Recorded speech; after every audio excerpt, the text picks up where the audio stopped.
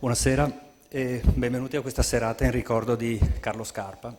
Come molti di voi sapranno, fin dal 1998 si tengono queste giornate di studio dedicate alla conservazione dell'opera di Carlo Scarpa, alla sua valorizzazione e alla sua memoria.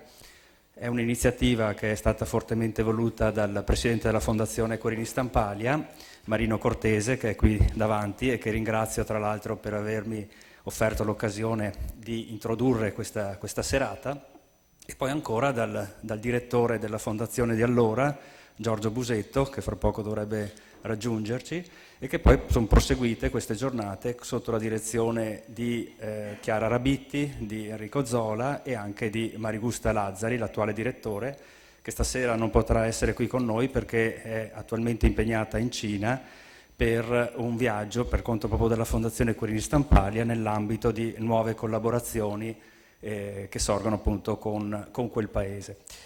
Fino al 2007 queste giornate di studio sono state curate dall'architetto Mauro Manzelle e vertevano soprattutto sulle tematiche legate alla conservazione delle opere di Carlo Scarpa, sulla conoscenza approfondita delle sue architetture, anche tramite testimonianze dirette da parte di persone che avevano collaborato con lui, discepoli come Franca Semi, come Guido Pietropoli e altri ancora, Valeriano Pastor, che appunto avevano avvicinato Carlo Scarpa quando era in vita. E poi ancora appunto sul tema della conservazione, perché erano poi gli anni in cui, soprattutto qui a Venezia, erano in corso dei lavori di restauro delle principali opere di Carlo Scarpa, a partire dall'aula Manlio Capitolo presso il Tribunale, poi ancora il ponte Scarpa qui in Campiello Querini e le opere presenti al giardino della Biennale, come il monumento alla Partigiana, il giardino delle sculture e la biglietteria sempre curata da Renata Codello. E poi ancora ovviamente l'area Scarpa qui proprio in Querini, e per ultimo finalmente il negozio Olivetti restaurato e che adesso è occupato e gestito direttamente dal Fondo Ambiente italiano. Dopo questo periodo, diciamo, dedicato proprio allo studio dell'opera di Scarpa, ci sono state invece delle serate particolari. Ricordo quella del 2009, quando il maestro violoncellista Mario Brunello ha tenuto un concerto proprio qui nell'auditorium che aveva appena aperto al pubblico, dedicato proprio all'opera di Carlo Scarpa. E poi ancora nel 2011 la conferenza di Orietta Lanzarini sul restauro del negozio Olivetti, appunto.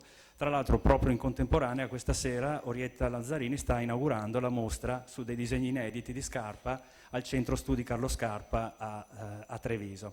Per cui c'è questa concomitanza. Del resto oggi è l'anniversario della morte di Carlo Scarpa, voi sapete è morto il 28 novembre del 78 in Giappone, a Sendai, e quindi è naturale che ci sia un accavallarsi di eventi proprio in questa data.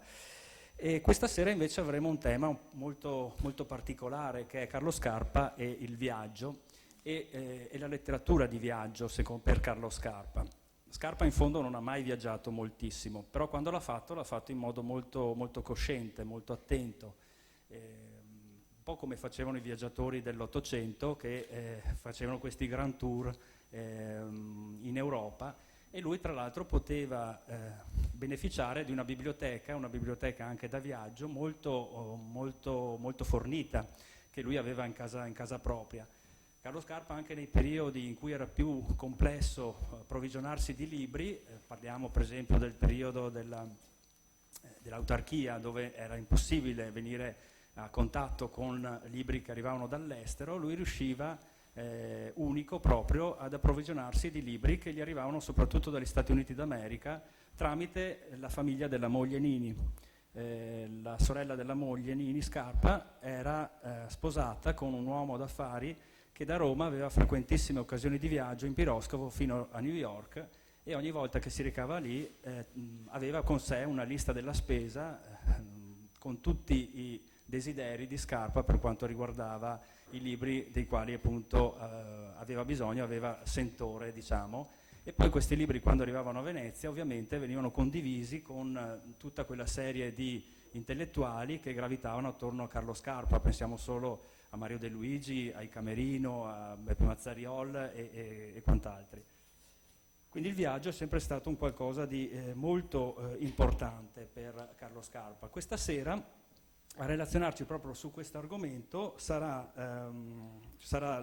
l'architetto Mauro Pierconti, che è un esperto di architettura giapponese del secondo dopoguerra, si è laureato qui a Venezia all'Istituto Universitario di Architettura nel 2000, ha fatto poi un dottorato di ricerca sempre in storia dell'architettura e dell'urbanistica qui allo UAV di Venezia nel 2005 e nel 2007 ha pubblicato un libro, Carlo Scarpa e il Giappone, pubblicato da Electa, un libro molto importante che mette in luce proprio i debiti di riconoscenza proprio per Carlo Scarpa nei confronti dell'arte e della cultura non solo giapponese ma proprio orientale tout court.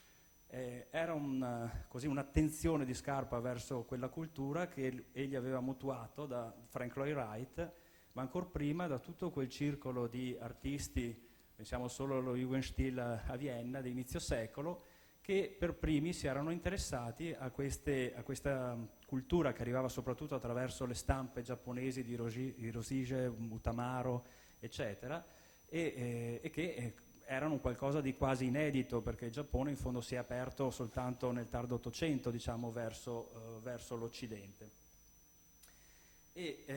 Attualmente Pierconti sta tra l'altro elaborando una monografia su Toyo Ito, collabora con Casabella e ha insegnato alla Venice International University ed è ricercatore presso l'Università di Tokyo. Insieme a lui questa sera ci sarà il maestro Giovanni Mancuso, che insegna teoria e solfeggio qui al Conservatorio Benedetto Marcello qui di Venezia, dove si è diplomato in pianoforte ancora nel 1992 e anche lui ha vinto premi in ambito soprattutto della composizione, come quello alla Biennale di Lisbona del 1994, un altro premio alla Rockefeller Foundation nel 2003, e poi un premio molto importante che era la 7ª edizione del premio Orpheus per composizioni di opere di musica da camera, e lì ha vinto con un'opera che si chiamava Obra Maestra, ispirata a Frank Zappa. Tra l'altro lui proprio in questi giorni sta seguendo, sono ormai 3 anni che collabora con la Fondazione Quirini Stampalia, sta seguendo questo festival che si intitola 20 Nuovi, è la 3ª edizione appunto, sempre ovviamente in ambito musicale. La serata di questa sera è dedicata appunto alle occasioni di viaggio e spunti di lettura e riguarda principalmente 2 viaggi compiuti da Carlo Scarpa, uno a Costantinopoli, dove lui si era così ispirato a un romanzo di Edmondo De Amicis scritto nel 1887-88 che aveva per titolo appunto Costantinopoli. E il secondo viaggio invece è un viaggio molto importante, vedete un viaggio del 1969 in Giappone, e anche qui aveva seguito le orme del taccuino giapponese di Mario Gromo, un'opera del 1959. Permettetevi anche di delineare brevemente quella che sarà invece la serata di domani, che è molto interessante anch'essa, sempre in ambito giapponese. Si parlerà proprio del santuario millenario di Ise-Jingu, e la sua importanza per l'architettura giapponese. È un santuario che ha le sue origini ancora nel 690 d.C. e ogni 20 anni, essendo completamente costruito in legno, viene ricostruito ex novo, e quest'anno proprio cade proprio sarà l'anno in cui appunto verrà ricostruito. Anche lì si parlerà non solo del santuario, ma anche proprio dei rapporti con gli architetti del secolo scorso, soprattutto Bruno Taut e Ito Chuta. Un'ultima comunicazione di servizio: questa sera e anche domani sera l'area Scarpa rimane aperta fino alle ore 20, chiunque di voi può entrare gratuitamente e percorrere le sale. E tra l'altro nel bookshop, nel mobile centrale, sono esposti dei libri su Carlo Scarpa, in particolare anche gli atti dei convegni delle giornate di studio degli anni scorsi, e che sono venduti a un prezzo fortemente scontato sul prezzo di copertina. Prego, passo quindi la parola, anzi i tasti, a Giovanni.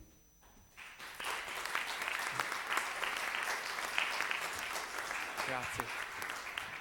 Allora dico brevemente due parole sui pezzi che ci saranno questa sera. Naturalmente non sono l'argomento centrale della serata, però ci tengo che la musica non sia soltanto, diciamo, un sottofondo, un ornamento, anche perché musica e architettura condividono una terminologia o dei concetti, quindi quando si parla di forma, materiali, spazio, misurazioni, insomma sono veramente un campo in cui la musica e l'architettura condividono proprio i concetti essenziali. Non sto qui a ripercorrere storicamente le relazioni tra musica e architettura, soprattutto nel Novecento, nella musica contemporanea ce ne sono tantissime. Parlo di questi 4 pezzi che ho scelto cercando appunto un collegamento in generale, naturalmente, con l'architettura. Il primo pezzo è di Luciano Berio, che tra l'altro è un compositore molto importante italiano che aveva anche questa stretta relazione con Renzo Piano, come sapete. E il pezzo che eseguirò è Wasserklavier ed è un pezzo per pianoforte che fa parte di una raccolta che è dedicata agli elementi, acqua, quindi aria, fuoco e terra. E curiosamente questo pezzo della fine degli anni 60 è un pezzo che armonicamente è basato su quasi un'armonia jazzistica, sembra una specie di ballad di Bill Evans o qualcosa del genere, che però poi progressivamente si scioglie, si liquefà proprio e questi arpeggi che sentirete si stemperano. E anche questo è un atteggiamento abbastanza coraggioso in tempi in cui le intemperie insomma, erano abbastanza aggressive, insomma, quindi l'avanguardia quasi non permetteva delle sonorità così consonanti. Il secondo pezzo invece è di John Cage e si intitola A Room, una stanza, e la cosa interessante di questo pezzo è che può essere eseguito in 2 modi, o con il pianoforte preparato, cioè l'invenzione forse più famosa di John Cage, il pianoforte modificato da vari oggetti che vengono inseriti dentro, oppure proprio così, senza nulla, e quindi con il pianoforte con il suo suono originario. È un pezzo assolutamente minimale, ma è ripetitivo, però la ripetizione di questi moduli semplici fanno sì che si assista a una misurazione in un certo senso delle cose, quindi quando si sentirà questo modulo ripetersi ma con piccole variazioni è quasi come dare una limitazione, una definizione degli spazi. E il terzo pezzo è di Filippo Del Corno, un compositore milanese, giovane, si chiama Un luogo quieto e anche qui si parla di spazi, ma la definizione dell'atmosfera e dello spazio qui è data da 2 elementi primari della musica, cioè la melodia e l'armonia, che però vengono ridotti nella loro comunicazione più semplice. Filippo Del Corno è un compositore che ha una grande attenzione proprio per la comunicazione, per la comunicazione con il pubblico e anche una certa attenzione verso la musica, diciamo, forse anche di derivazione americana, minimalista. In questo pezzo sentirete proprio i 2 elementi, la melodia e l'armonia, ridotti a una essenzialità, una chiarezza estrema, quasi arcaica, se non esotica in un certo senso. L'ultimo pezzo è un pezzo che ho scritto molti anni fa, si intitola L'isola dei quadrati magici ed era ispirata a un libro di Pinin Carpi, uno scrittore per l'infanzia, che però aveva tutte foto, tutte appunto stampe di quadri di Paul Klee. E allora questa idea dei quadrati, appunto, che in Klee è così evidente, in questo pezzo diventa una sorta di trasfigurazione ritmica, quindi sentirete un ritmo molto scoppiettante ma assolutamente sempre interrotto, sempre con quadrature diverse, diciamo, delle geometrie ritmiche. Ecco, quindi buon ascolto e passo la parola a Mauro.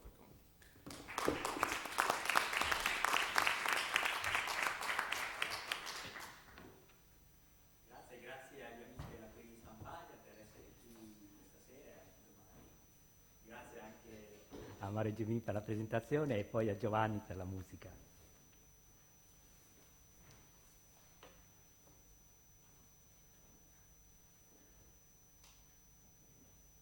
I racconti di parenti, amici e collaboratori legano spesso la figura di Carlo Scarpa ai libri, innanzitutto a quelli della sua amata biblioteca, oppure a quelli che vedendo in mano ad altri desiderava leggere e sfogliare, assecondando una curiosità che è stata per lui una inseparabile compagna di vita. E da alcuni di questi racconti se ne possono trarre aneddoti gustosi e divertenti, come quello che vedeva come preciso oggetto del desiderio l'edizione Wasmuth del 1911 su Frank Lloyd Wright, ovvero la prima monografia pubblicata in suolo europeo e che Scarpa aveva avuto l'avventura di vedere tra le mani di uno dei suoi allievi, Bruno Morassutti, fervido ammiratore dell'architetto americano. In quel tempo, siamo nel 1950, anche se professore, Scarpa trascorreva lunghe serate a parlare di vari argomenti di architettura e alcuni suoi allievi vi partecipavano con grande fervore, condividendo opinioni o riferendo di opere interessanti che avevano avuto l'occasione di vedere. Capita così che un giorno Morassutti, da poco rientrato dal suo viaggio in America, dove era stato per qualche tempo proprio nello studio di Wright, porta con sé una copia di questa famosissima edizione tedesca. Possiamo immaginare l'interesse suscitato dal libro, che riportava a tutta pagina disegni, progetti in una successione sempre più entusiasmante per tutti i convenuti. In breve, Scarpa e i suoi passano una lunghissima e piacevolissima serata a discutere, vedere, analizzare attraverso quel libro tutta l'opera fin lì realizzata da Wright. E per tutta la serata si rinnova la corte nei confronti di Morassutti per avere quel libro. La scena possiamo ben immaginare, una corte sempre più insinuante, serrata, ficcante, fino a quando Morassutti cede e concede quel volume a Scarpa, il quale lo trasformerà, in men che non si dica, in uno dei pilastri della sua biblioteca. E infatti questo è uno dei primi libri su Wright. Ne seguiranno poi molti altri negli anni successivi, alcuni autografi dello stesso Wright, oppure regali offerti dall'ultima moglie. Qui vediamo la dedica che Morassutti lascia come ricordo in quel libro tanto bramato: con enorme sacrificio al professor Carlo Scarpa. E il dono è per lui così enorme che incespica pure nel scrivere la parola sacrificio. Sullo sfondo la gioia di uno Scarpa che gongolava la sola idea di un simile bottino. Possiamo comunque essere grati a Morassutti e al suo enorme sacrificio se Scarpa, anche attraverso il suo libro, ha potuto avvicinare l'opera di Wright. Tanto più che la traccia originaria è rimasta indelebile nel tempo, come dimostra questa nota di prestito scherzosamente compilata da Francesco Tentori, sguinzagliato molti anni dopo da Casabella alla ricerca di una buona selezione su testi di Wright. E possiamo leggerla insieme.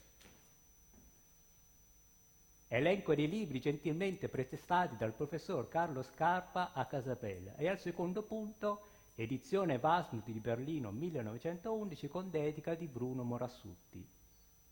Il rubacchiatore incaricato, Checco Tentori, si impegna a restituirli tutti nelle condizioni in cui sono stati prestati. Molte grazie.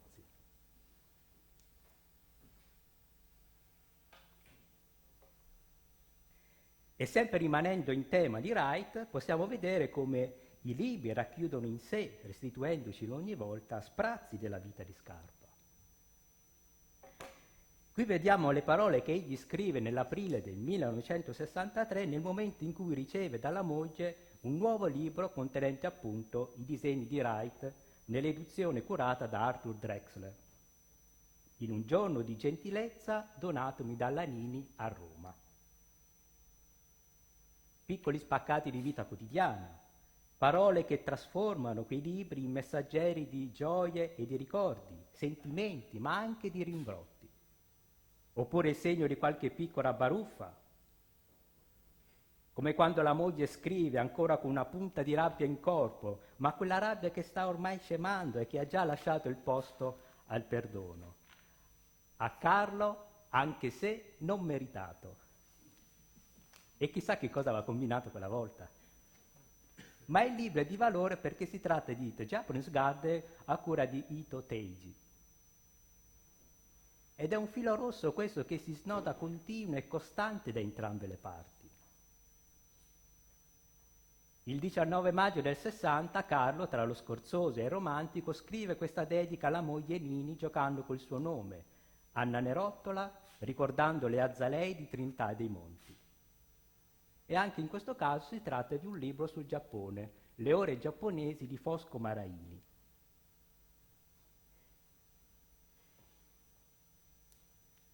Attimi poi che giungono imprevisti, come nella dedica a simbolismo di Gustav Kahn. Invito a leggere oggi, 10 febbraio 1946, Cara Nini, dolcissima moglie. Il libro quindi vissuto come occasione, come condivisione di un momento che li vede uno accanto all'altra, nel gesto di donare qualcosa all'uno o all'altra, e che con il tempo si trasformerà in un gioco familiare, includendo in questo dialogo una nuova voce, quella del figlio Tobia. Qui vediamo la seconda di copertina, la dedica che la seconda di copertina di un libro epocale per la storiografia contemporanea, L'autunno del Medioevo di Johann Huizinga del 19, qui nell'edizione italiana del 42. E queste parole sono di mano dello stesso Tobia, di papà e di Tobiolo. Scarpa di certo non scherzava in fatto di educazione. Oppure la dedica che costituisce la sintesi perfetta di quell'unione familiare contenuta in Pentoir chinoise di William Cohn. La data è quella del 24 novembre del 48. Anini per Tobia, quel matto di papà Carlo. E si uniscono al gioco anche gli amici. Qui vediamo per esempio la dedica di Dino Gavina su un libro di Pound per il Natale del 1963. Dino Gavina per la Parona, con impegno di prestito al Paron. E questi sono solo alcuni esempi che ci fanno però capire quanto i libri siano stati presenti nella vita di Carlo Scarpa, tanto da farne specchio di sé e della propria famiglia. Oggi, in questa cornice veramente speciale, vorrei che ci facessimo semplicemente accompagnare da alcune letture fatte da Scarpa in vari momenti della sua vita e che lo hanno aiutato a vedere, a immaginare luoghi a lui lontani, ma da cui si sentiva fortemente attratto. In particolare Istanbul e il Giappone. Scarpa che definiva se stesso bizantino e che allo stesso tempo era un entusiasta sostenitore dell'arte e della cultura giapponese.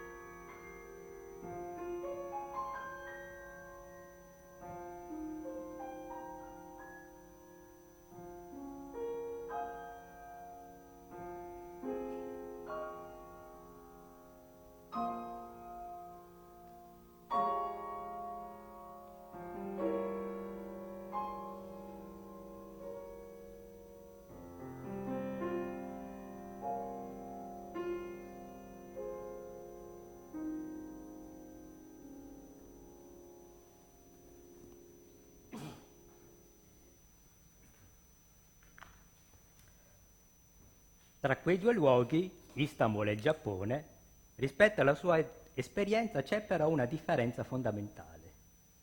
Scarpa non riuscì mai a vedere Istanbul, che quindi rimarrà legata alle letture fatte e che ritroviamo vivide anche a distanza di molti decenni. Nel resoconto della visita fatta da alcuni studenti austriaci a Brion nell'aprile del 78, che riporta fedelmente le parole e i commenti dello stesso Scarpa, egli nel descriverne gli spazi interni racconta come a Istanbul i cimiteri siano dei grandi giardini posti all'interno della città. E la gente ci passeggia e li frequenta appunto come se fossero dei parchi. Ci sono quindi persone, animazione e vita. In questo modo il pensiero stesso della morte assume un peso diverso. E ce ne renderemo conto anche noi perché nel dire queste cose Scarpa cita un libro letto quando era molto giovane, Costantinopoli di Edmondo de Amicis del 1877, in effetti presente nella sua biblioteca in un'edizione del 1905. Scarpa è stato un assiduo lettore di Amicis, soprattutto dei suoi libri di viaggio che scrisse in grande abbondanza, su Marocco, Olanda, Spagna, Parigi, Londra.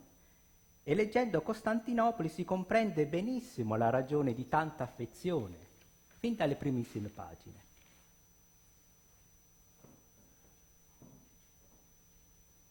Il libro infatti inizia con una parola, emozione, che già prepara il lettore a qualcosa di straordinario. L'emozione che provai entrando in Costantinopoli mi fece quasi dimenticare tutto quello che vidi in 10 giorni di navigazione. E poi annuncia: perché la prima pagina del mio libro m'esca viva e calda dall'anima, debbo cominciare dall'ultima notte del viaggio, in mezzo al mar di Marmara, nel punto che il capitano del bastimento s'avvicinò a me e al mio amico Jung e mettendoci le mani sulle spalle disse col suo schietto accento palermitano: signori, domattina all'alba vedremo i primi minareti di Istanbul. Ah, ella sorride, mio buon lettore, pieno di quattrini e di noia. Ella che anni sono, quando le saltò il ticchio d'andare a Costantinopoli, in 24 ore rifornì la borsa e fece le valigie. E partì tranquillamente come per una gita in campagna, incerto fino all'ultimo se non fosse meglio prendere invece la via di Baden-Baden.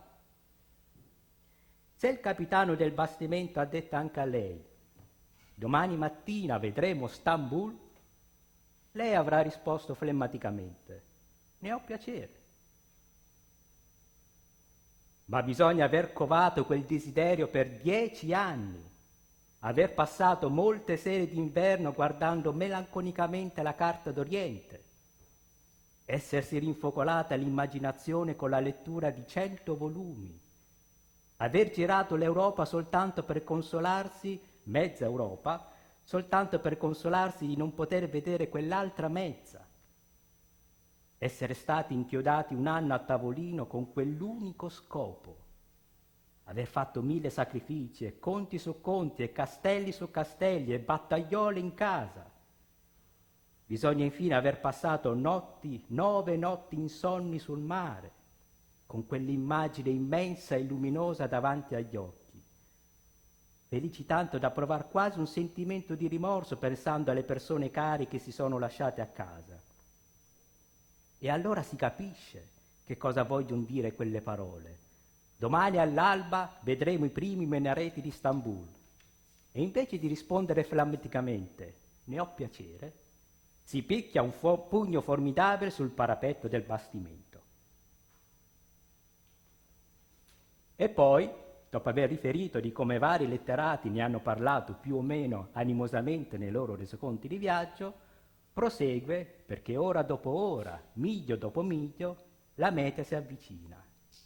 E quell'immagine immensa e luminosa davanti agli occhi, come diceva lui, esercita sempre di più il proprio fascino.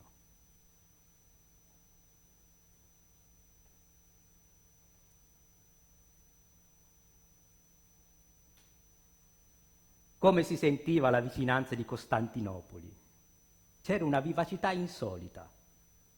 Quasi tutti i visi si intravedevano al lume delle lanterne, erano visi allegri.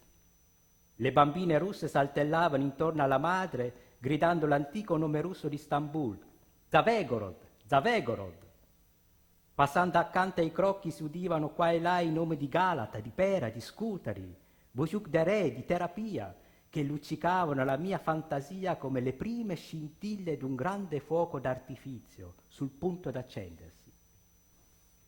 Anche i marinai erano contenti di avvicinarsi a quel luogo dove, come essi dicevano, si dimenticano almeno per un'ora tutte le noie della vita. Persino a Prora, in mezzo a quel biancume di turbanti, c'era un movimento straordinario. Anche quei musulmani pigri e impassibili vedevano già con gli occhi dell'immaginazione ondulare all'orizzonte i fantastici contorni di Ummelunia, la madre del mondo, la città, come dice il Corano, di cui un lato guarda la terra e due guardano il mare. Pareva che il bastimento, anche senza la forza motrice del vapore, avrebbe dovuto andare innanzi da sé, spinto dall'impeto dei desideri e delle impazienze che fremevano sulle sue tavole. Di tanto in tratto mi appoggiavo al parapetto per guardare il mare e mi pareva che 100 voci confuse si parlassero col mormorio delle acque. Erano tutte le persone che mi amano, che dicevano va, va figliolo, fratello, amico, va a goderti la tua Costantinopoli, te la sei guadagnata, sii felice e Dio t'accompagni. Arriva così l'ultima notte prima dell'arrivo. La gente non riesce a dormire o si rifiuta di farlo, pensando allo spettacolo che l'aspetta l'indomani. E infatti di lì, a poche ore,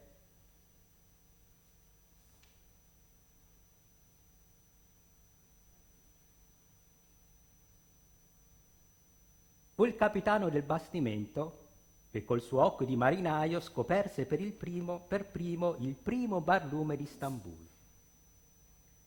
Le due signore ateniesi, la famiglia russa, il ministro inglese, Juncker, io ed altri, che andavamo tutti a Costantinopoli per la prima volta, stavamo intorno a lui stretti in un gruppo, silenziosi, stancandoci gli occhi inutilmente sopra la nebbia, quando egli stese il braccio a sinistra verso la riva europea e gridò: «Signori, ecco il primo spiraglio». Era un punto bianco, la sommità d'un minareto altissimo, di cui la parte di sotto rimaneva ancora nascosta. Tutti vi appuntarono su i cannocchiali e si misero a frugare con gli occhi in quel piccolo squarcio nella nebbia, come per farlo più largo. Il bastimento filava rapidamente.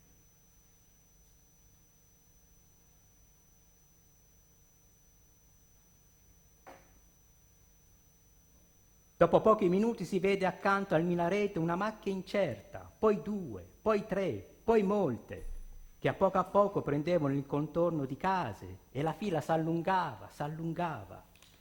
Dinanzi a noi e sulla nostra destra tutto era ancora coperto nella nebbia. Quella che si andava scoprendo allora era la parte di Istanbul che s'allunga, formando un arco di circa 4 miglia italiane sulla riva settentrionale del Mar di Marmara, fra il capo del Serraglio e il castello delle 7 torri. Ma tutta la collina del Serraglio era ancora velata. Dietro le case spuntavano l'un dopo l'altro i minareti, altissimi e bianchi, e le loro sommità, illuminate dal sole, erano color di rosa. Sotto le case cominciavano a scoprirsi le vecchie mura merlate di color fosco, rafforzate a distanze uguali da grosse torri che formano intorno a tutta la città una cintura non interrotta, contro la quale si rompono le onde del mare. In poco tempo rimase scoperto un tratto di città lungo 2 miglia, ma dico il vero, lo spettacolo non corrispondeva alla mia aspettazione. Eravamo nel punto in cui Lamartine domandò a se stesso: «È questa Costantinopoli?» e gridò: «Che delusione!». Le colline erano ancora nascoste, non si vedeva che la riva. Le case formavano una sola lunghissima fila, La città pareva tutta piatta. «Capitano!» esclamai anch'io. «È questa Costantinopoli!» Il capitano m'afferrò per un braccio e, accennando con la mano innanzi a sé, disse: «Uomo di poca fede, guardi lassù!» Guardai e mi fuggì un'esclamazione di stupore. Un'ombra enorme, una mole altissima e leggera, ancora coperta da un velo vaporoso, si sollevava al cielo dalla sommità d'un'altura e rotondeggiava gloriosamente nell'aria, in mezzo a 4 minareti smisurati e snelli, di cui le punte inargentate scintillavano ai primi raggi del sole. «Santa Sofia!» gridò un marinaio. E una delle 2 signore ateniesi disse a bassa voce: «Hagia Sofia!» I turchi a prora si alzarono in piedi, ma già dinanzi, accanto alla grande basilica, si sbozzavano attraverso la nebbia altre cupoli enormi e minareti fitti e confusi come una foresta di gigantesche palme senza rami. «La moschea del sultano Ahmed!» gridava il capitano accennando. «La moschea di Bajazet, la moschea di Osman, la moschea di Laleli, la moschea di Solimano!» Ma nessuno lo sentiva più. Il velo si squarciava rapidamente, da ogni parte balzavano fuori moschee, torri, mucchi di verzure, case su case, e più andavamo innanzi, più la città s'alzava e mostrava più distinti i suoi grandi contorni rotti, capricciosi, bianchi, verdi, rosati, scintillanti. E la collina del Serraglio disegnava già intera la sua forma gentile sopra il fondo grigio della nebbia lontana. 4 miglia di città, tutta la parte di Istanbul che guarda il mare di Marmara si stendeva dinanzi a noi, e le sue mura fosche e le sue case di 1000 colori si riflettevano nell'acqua terse e nitide come in uno specchio.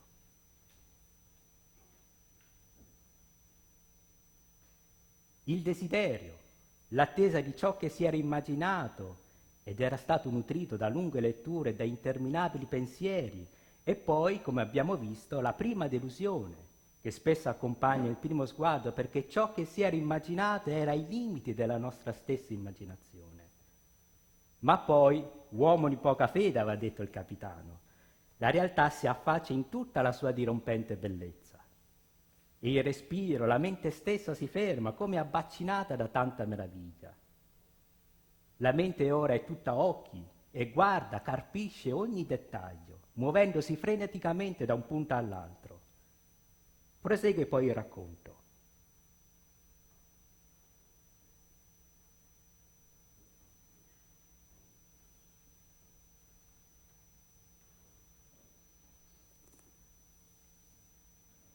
Il capitano mi guardava, pover'uomo, e godeva della mia emozione. E fregandosi le mani esclamava: «Ci siamo, ci siamo!» Finalmente incominciarono ad apparire dietro al velo prima delle macchie bianchicce, poi il contorno vago d'una grande altura, poi uno sparso e vivissimo luccichio di vetrate percosse dal sole, e infine Galata e Pera in piena luce. Un monte, una miriade di casette di tutti i colori, le une sulle altre, una città altissima coronata di minareti, di cupoli e di cipressi. Sulla sommità i palazzi monumentali dell'ambasciata e la gran torre di Galata. Ai piedi il vasto arsenale di Tofanè e una foresta di bastimenti. E diradando sempre la nebbia, la città s'allungava rapidamente dalla parte del Bosforo e balzavano fuori borghi dietro borghi, distesi dall'alto dei colli fino al mare, vasti, fitti, picchettati di bianco dalle moschee. Fili di bastimenti, piccoli porti, palazzi a fior d'acqua, padiglioni, giardini, chioschi, boschetti, e confusi nella nebbia lontana altri borghi di cui si vedevano soltanto le sommità dorate dal sole.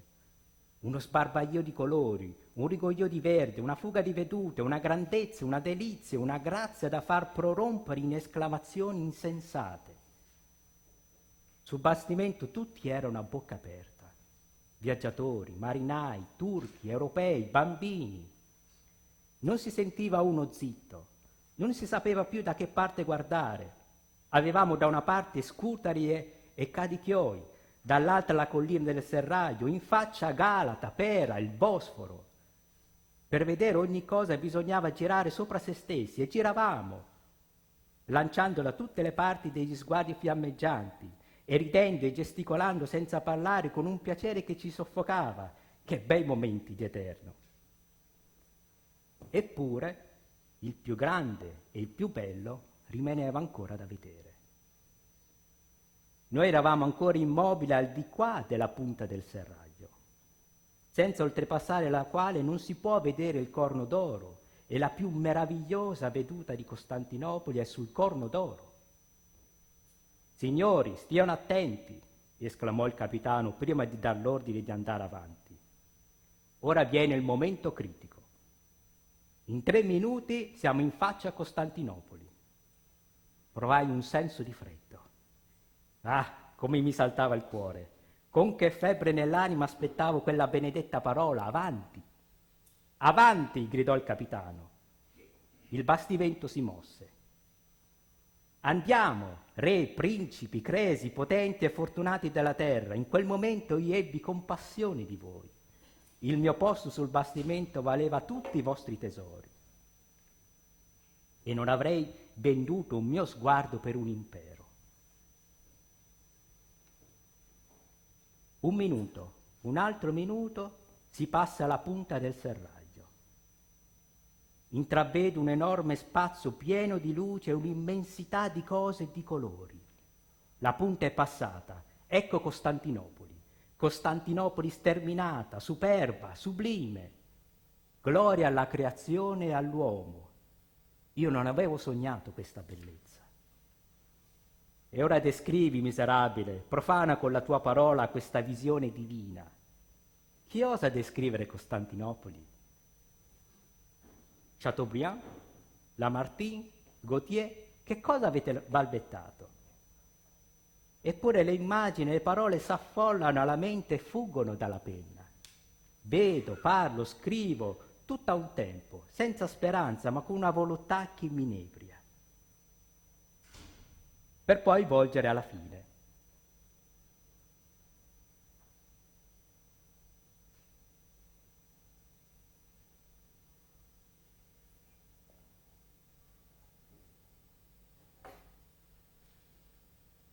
Una maestà infinitamente serena e diffusa su tutta quella bellezza. Un non so che di giovanile ed amoroso che risveglia 1000 rimembranze di racconti di fate, di sogni primaverili. Un che d'aereo, d'arcano e di grande che rapisce la fantasia fuori del vero. Il cielo, sfumato a finissime tinte opaline ed argentee, contorna con una nettezza meravigliosa tutte le cose. Il mare, color di zaffiro, tutto picchiettato di gavitelli porporini, fa tremolare i lunghi riflessi bianchi dei minareti. Le cupole scintillano, tutta quell'immensa vegetazione s'agita e freme all'aria della mattina. Nuvoli di colombi svolazzano intorno alle moschee, migliaia di caicchi dipinti e dorati guizzano sulle acque. Il venticello del Mar Nero porta i profumi di 10 miglia di giardini. E quando, inebriati da questo paradiso, e già dimentichi d'ogni altra cosa, ci si volta indietro, si vede con un sentimento nuovo di meraviglia la riva dell'Asia, che chiude il panorama con la bellezza pomposa di Scutari e con le cime nevose dell'Olimpo di Bitinia.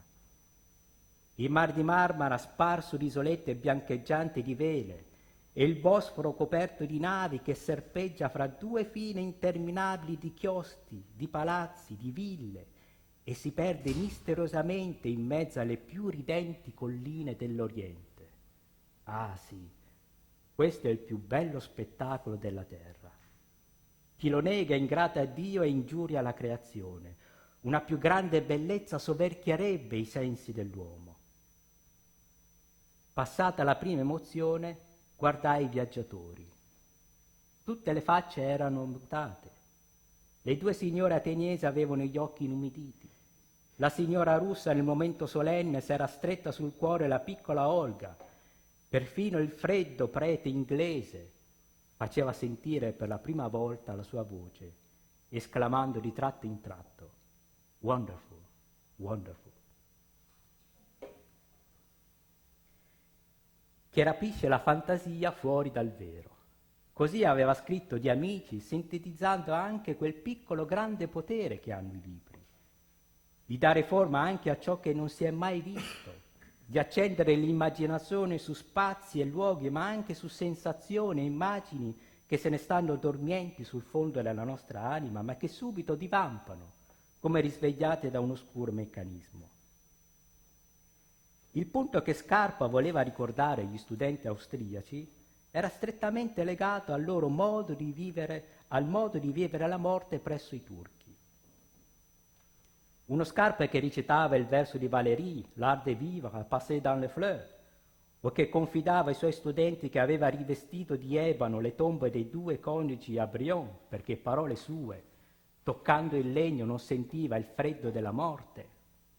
Non poteva certo convivere con un'idea della morte legata esclusivamente alla disperazione, alla pena, al distacco. E ciò che vede, legge nelle pagine di Amici sconforta il suo stato d'animo. A Costantinopoli, infatti, i cimiteri sorgono all'interno della città e i turchi hanno l'abitudine di frequentarli come se fossero dei parchi, dei giardini, con gioia e rispetto.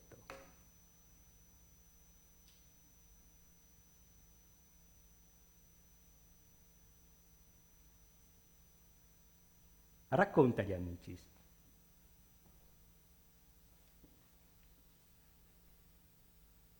Mentre stavamo osservando una di queste colonne tombali, 2 turchi che tenevano per mano un bambino ci passarono da accanto, andarono innanzi altri 50 passi, si fermarono dinanzi a un tumulo, vi sedettero sopra e, aperto un involto che portavano sotto il braccio, si misero a mangiare.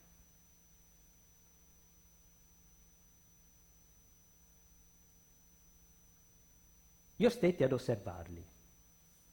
Quando ebbero finito, il più avanzato in età raccolse qualcosa in un foglio di carta, mi parve un pesce e un pane, e con un atto rispettoso mise il piccolo pacco in un buco accanto al sepolcro. Dopo questo accesero tutte e 2 la pipa e fumarono tranquillamente. Il bambino s'alzò e si mise a scorazzare per il cimitero. Quel pesce e quel pane, ci fu spiegato poi, erano la parte del cibo che i turchi lasciavano in segno d'affetto al loro parente, sepolto probabilmente da poco. E quel buco era l'apertura che si lascia nella terra vicino al capo di tutti i sepolti musulmani, perché possono udire i lamenti e i pianti dei loro cari e ricevere qualche goccia d'acqua di rosa o sentire il profumo di qualche fiore. Finita la loro fumatina funebre, i 2 turchi pietosi si alzarono e, ripreso per mano il bambino, disparvero in mezzo ai cipressi.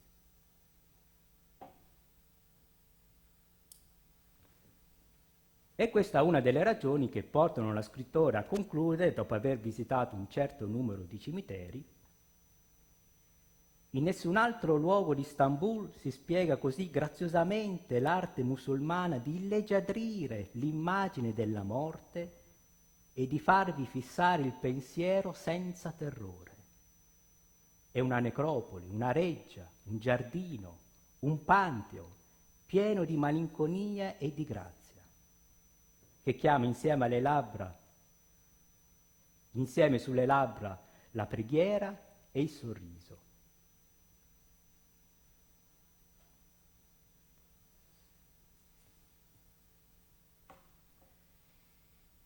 E si tratta di quelle preghiere, di quei sorrisi che egli riporta in modo ancora più pieno ed efficace quando descrive un'altra tomba, quella di un famoso sultano, chiusa in un giardino di rose e gelsomini, piena di decorazioni, bassorilievi e colori. Ma ciò che è più importante, e cito ancora le sue parole: dall'interno del turbè si vede attraverso le inferriate dorate il verde del giardino e si sente l'odore delle rose. Una luce viva rischiara tutto il tempietto. Tutti i rumori della città vi risuonano come sotto un portico aperto. Le donne e i fanciulli dalla strada bisbigliano una preghiera. Per questo il De Amicis chiama questi luoghi giardini funebri e non cimiteri. Per questo l'anima di quel sultano, come trattenuta da quei tributi d'affetto, rimane, come dice De Amicis, sull'orlo della vita, a ricevere il popolo che passa e lo saluta. Come detto però, Scarpa non ebbe mai l'occasione di visitare Istanbul, di assistere al sensazionale spettacolo dell'arrivo dal mare e quindi di vedere di persona gli spazi misurati di Santa Sofia o dell'antico ippodromo di Costantino o anche uno solo di questi famosi giardini funebri e come questi molti altri ancora. Eppure, dopo quella lettura fatta da giovane, il pensiero di quella città, come abbiamo visto, è raffiorato ancora una volta in occasione del progetto per Brion.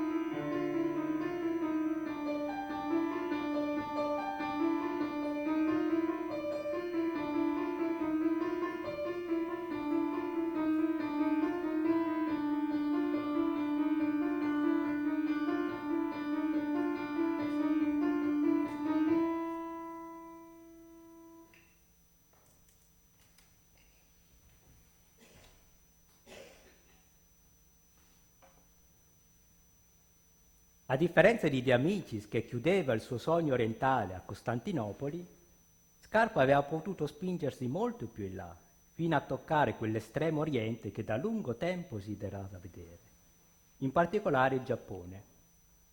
Siamo sul finire dell'estate del 1969.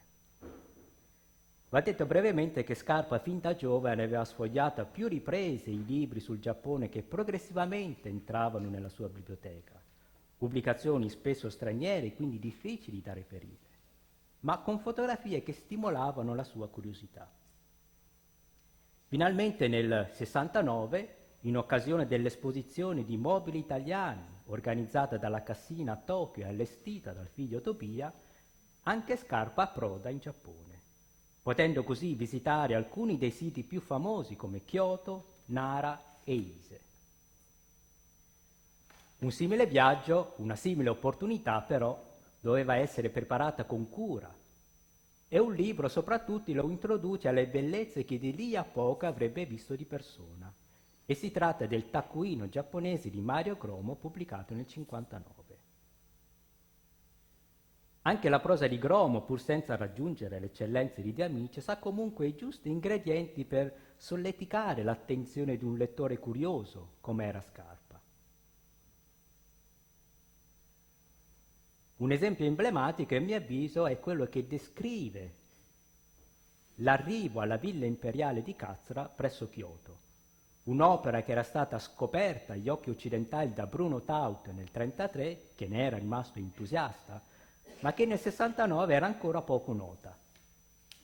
Le parole che Gromo dedica a questa villa non lasciano però spazi a dubbi circa la sua straordinarietà.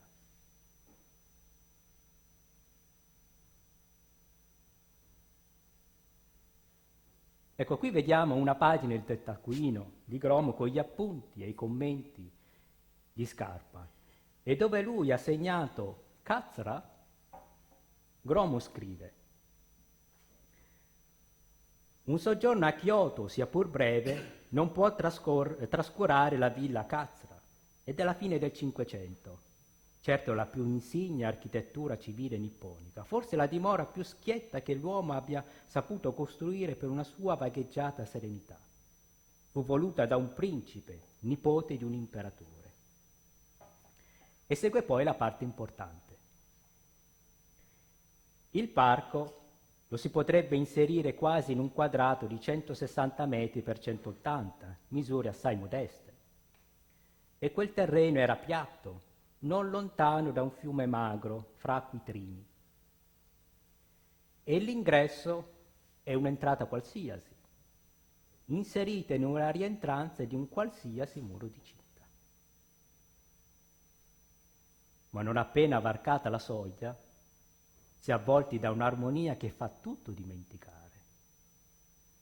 5 laghetti si alimentano l'un l'altro, ne costituiscono uno solo, e per un sapiente alternarsi di insenature e di canali, di isolette collegate da ponticelli e di minuscole spiagge di minime palze, se ne modola tutto un mondo lacustre, sul quale si affacciano il padiglioncino delle onde al chiaro di luna, il romitorio del mormorio dei pini, la capanna della croce buddista, il tempietto sepolto nel bosco, il rifugio dell'animo lieto. E sentieri, sentierini, e lanterne, e guadie, e darsene, e radure, e fondali d'erbe, di fiori, di cespugli e di alberi, ciascuno dei quali potrebbe essere il vanto in un raro giardino. E secondo le testimonianze di coloro che erano con lui, Scarpa era così eccitato che continuamente si muoveva, si spostava per cogliere questo o quel particolare, come ci mostrano le sue stesse fotografie, del resto scattate a decine col solo desiderio di trattenere ciò che letteralmente debordava dai suoi occhi. E le note contenute nel libro di Gromo giustificano tanto entusiasmo, perché leggendole Scarpa aveva sognato quel momento ben prima di viverlo. Aveva sognato quell'entrata, quel mondo così diverso. Se l'era immaginato con la mente e ne aveva così penetrato l'eccezionalità. L'occhio quindi si posa su ogni dettaglio. L'occhio ne misura lo spazio, ne valuta caratteristiche e funzioni. E insieme alla vista ogni senso viene coinvolto, producendo, o meglio, rendendo evidente al visitatore la natura artistica dell'intero complesso. Tutto è calcolato, si legge ancora nelle pagine di Gromo. Tutto è orchestrato, scandito, e tutto è semplice, di una semplicità si direbbe inevitabile. All'eleganza poi della villa, tutta racchiusa all'interno del suo recinto, fa da contraltare la grandiosità della statua del Buddha del Todaji a Nara, antica capitale del Giappone. Una città che Scarpa visita insieme all'amico Takahama, anche lui architetto e designer conosciuto alla Gavina di Bologna. E quindi per una precisa scelta di Scarpa, se i due, lasciata la compagnia, si dirigono verso Nara e poi Ise. Nara viene descritta da Gromo come un luogo incantevole. Ancora vi esistono sculture e architetture più che millenarie, in una cornice forse incomparabile di verzure e di acque. Ampi giardini si stendono e si insinuano ovunque con serpentine di laghi e di canali, guardati dall'azzurro di un cielo che sente non lontano il mare del sud. E poi prosegue. Fastosa, elegante e raffinata, era sorta per volere di un'imperatrice, la nuovissima Nara visse il suo breve fulgore quando l'Occidente si era come assopito in un tetro crepuscolo e splendeva l'Asia e soprattutto risplendeva la Cina. Nara voleva avvicinarsi a quello splendore, forse almeno emularlo, almeno assimilarlo. E simbolo di tanto splendore era appunto la grande statua del Buddha posta all'interno dell'edificio principale del Todaji. Queste sono ancora fotografie di Scarpa. Gromo ancora illustra e spiega, tanto che pare di scorgere Scarpa girare attorno alla statua per assistere, come dice Gromo, ad un prodigio di vecchia carpenteria. Tutto il tempio è di legno dipinto di rosso, le immense capriate, le rozze travi, gli enormi pilastri sono appena velati di un rossiccio inerte, che sembra ormai una patina porosa. Da lì, per sottrarsi a quella maestosa profondità e guadagnare così l'uscita, dice ancora Gromo, è necessario passare sotto lo sguardo dei feroci guardiani che difendono la soglia. L'uno ha labbra sospettose serrate, l'altro in un ghigno di furore. Il Giappone, anche dopo questo viaggio, rimarrà per Scarpa uno stimolo, un luogo a cui guardare per la qualità anche morale di tutto ciò che viene via realizzato, dai tatami, i tradizionali materassini su cui ci si siede, ai templi più gloriosi, qui vediamo il padiglione d'oro, che rimarranno sempre vividi nella sua memoria. Ecco come Scarpa, a distanza di anni, racconta ai suoi studenti una delle visite compiute durante quel viaggio a Kyoto. La cosa più bella che ho visto in Giappone, il giardino dei muschi, tutto verde, perfetto, ma anche il bosco di bambù, una delle cose più grandi, più belle, più ineffabili del mondo, da abitarci sempre.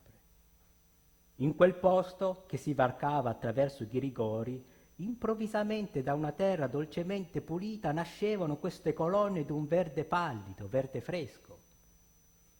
Poi c'era un giochetto curioso.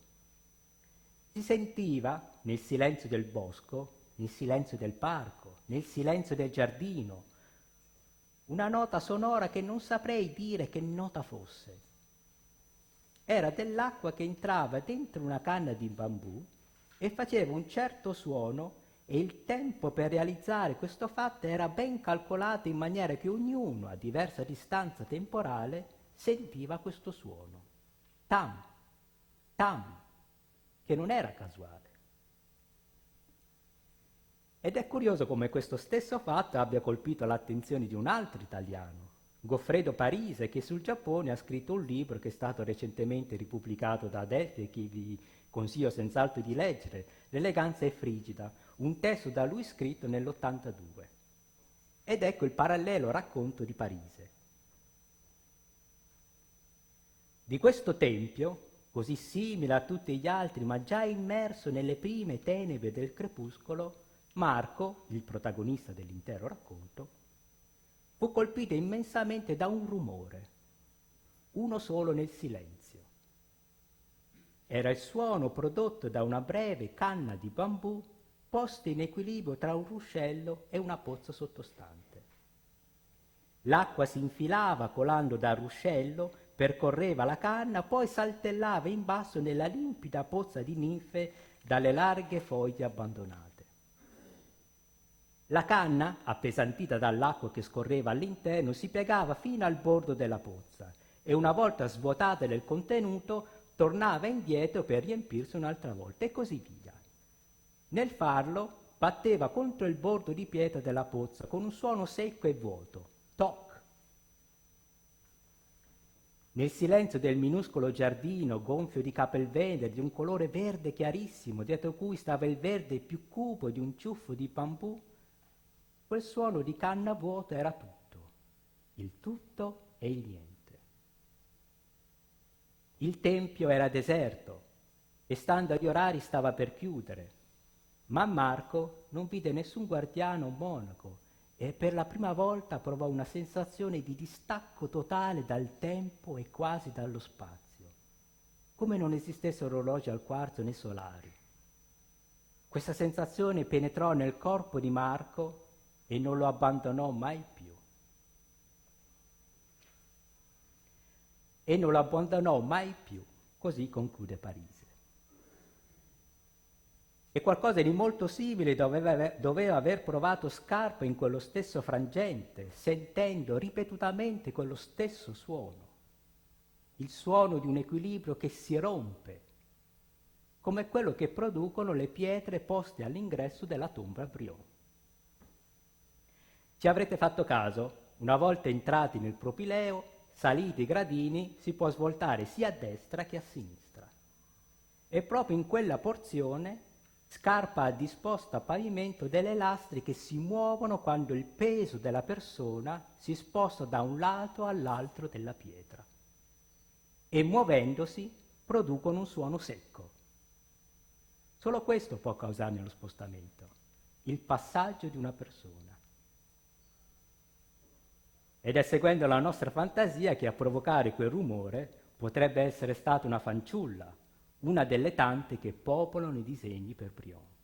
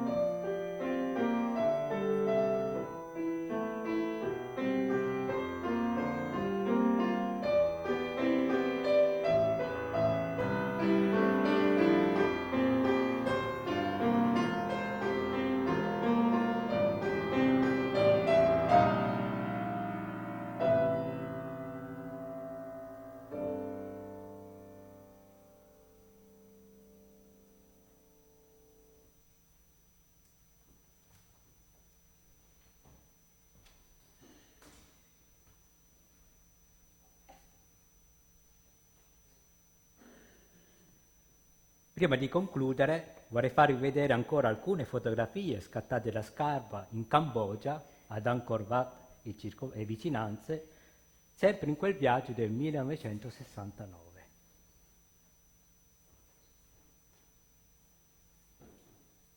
Non sappiamo con certezza se questa meta facesse parte fin dall'inizio del programma o se sia stata invece una piacevole deviazione che ha arricchito l'ultima parte del viaggio. Certo è che non abbiamo segno di libri specificatamente letti da Scarpa, così come era stato per il Giappone. Nella sua biblioteca infatti esistono solo 2 libri sulle rovine di Angkor Wat, anche se dobbiamo presumere che ne fosse in una certa misura a conoscenza.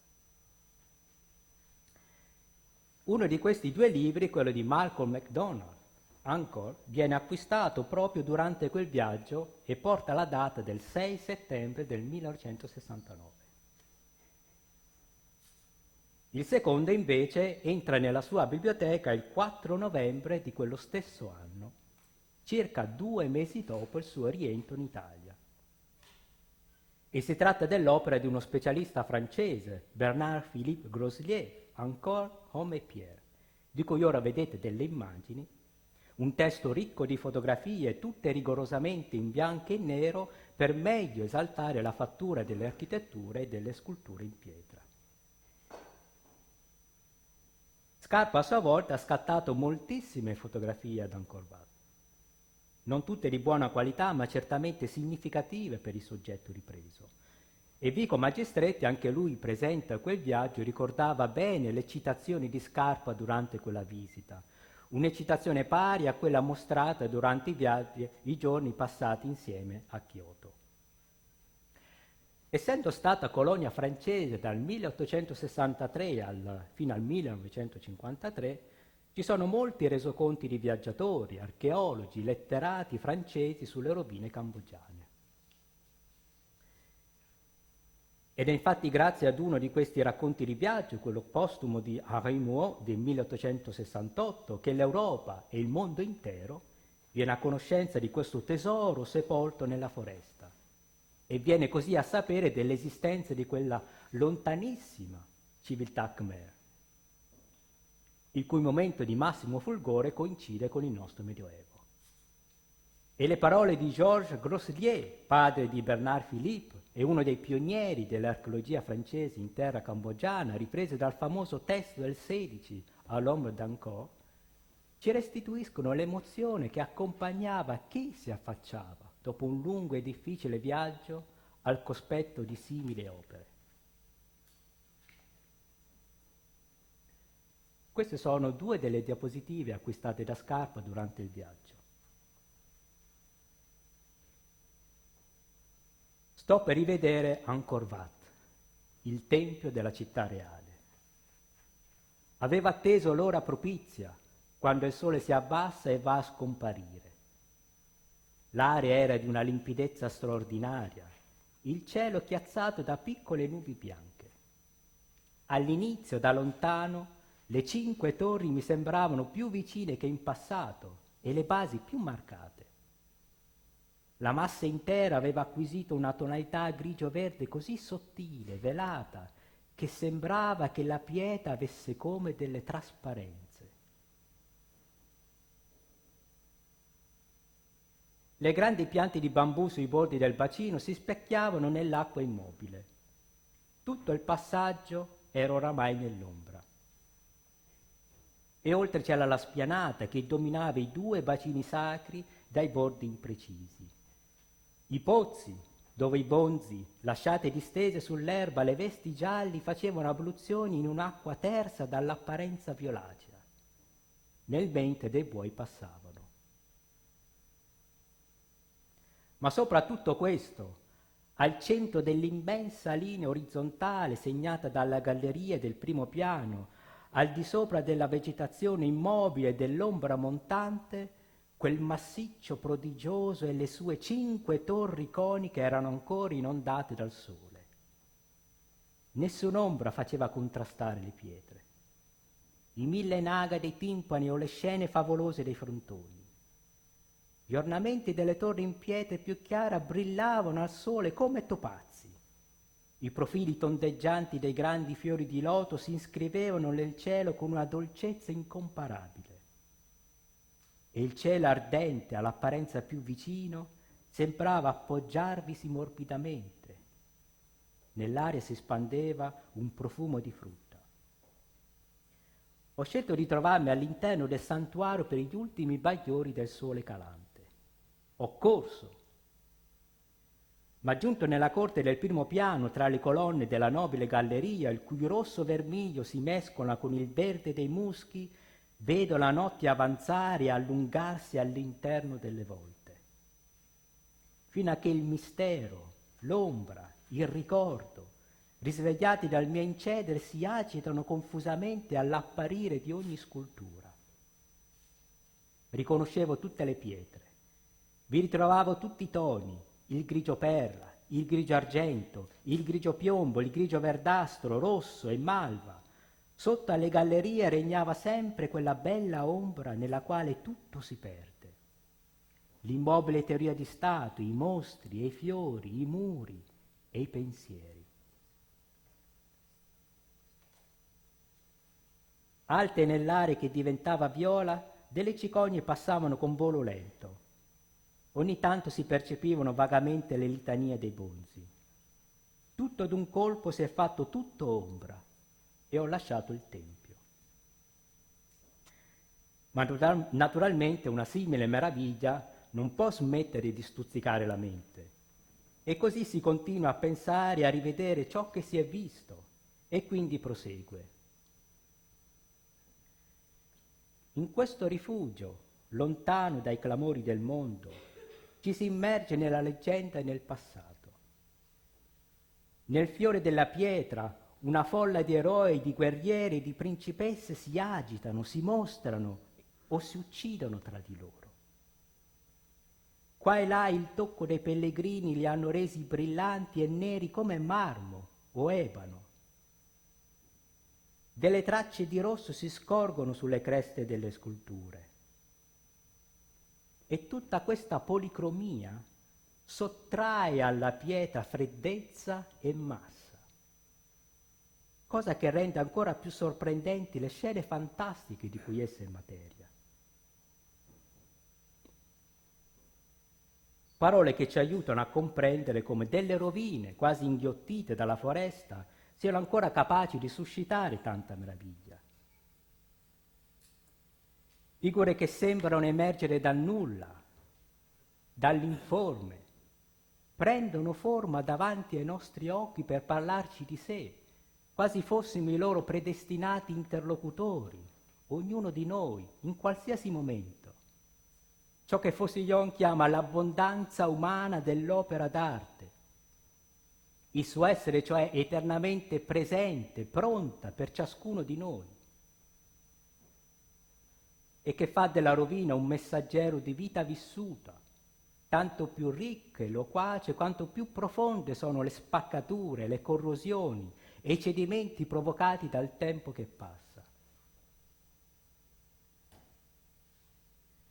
Per questo Scarpa non può che ricordare le rovine di Angkor definendole uno stupendo mondo perduto, un mondo che non esiste più nella sua forma più vitale e gloriosa, ma la cui fine, guardandola con i nostri stessi occhi, arricchisce il nostro destino, rendendoci consapevoli della finitezza del nostro essere umani, ma consapevoli pure di una forza e di un'energia tali da lasciare dietro in noi simili tracce di vita vissuto.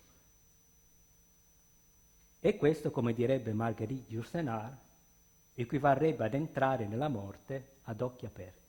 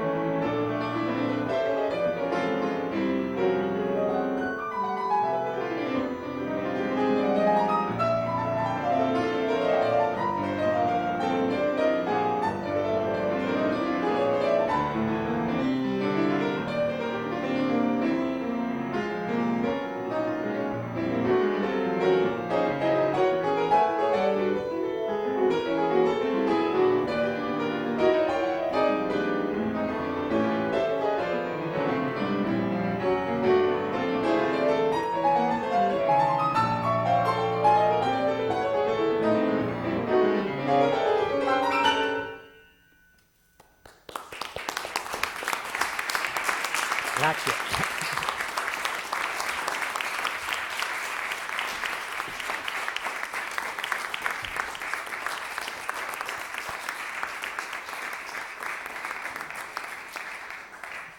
Quindi allora io ringrazio sia Mauro Pierconti che Giovanni Mancuso per averci iniziato e per averci fatto percepire proprio il pathos del viaggio per Carlo Scarpa, questa sua curiosità insaziabile per il gusto proprio anche per il diverso. Molto spesso Scarpa ci viene tramandato un po' come un personaggio un po' conservatore, dall'indole conservatrice. In verità invece era estremamente ricettivo per tutto quello che era anche altro da, quello che poteva essere diverso dalla normale conoscenza di tutti i giorni. Naturalmente chiunque avesse voglia di intervenire con richieste di chiarimento, con curiosità o quant'altro, ne ha facoltà.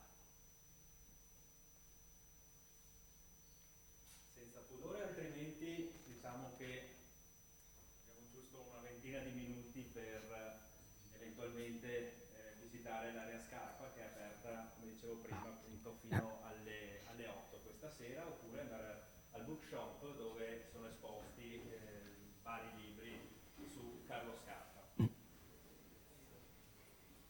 Bene, grazie a voi tutti. Vi ricordo l'appuntamento di domani sera alle 18.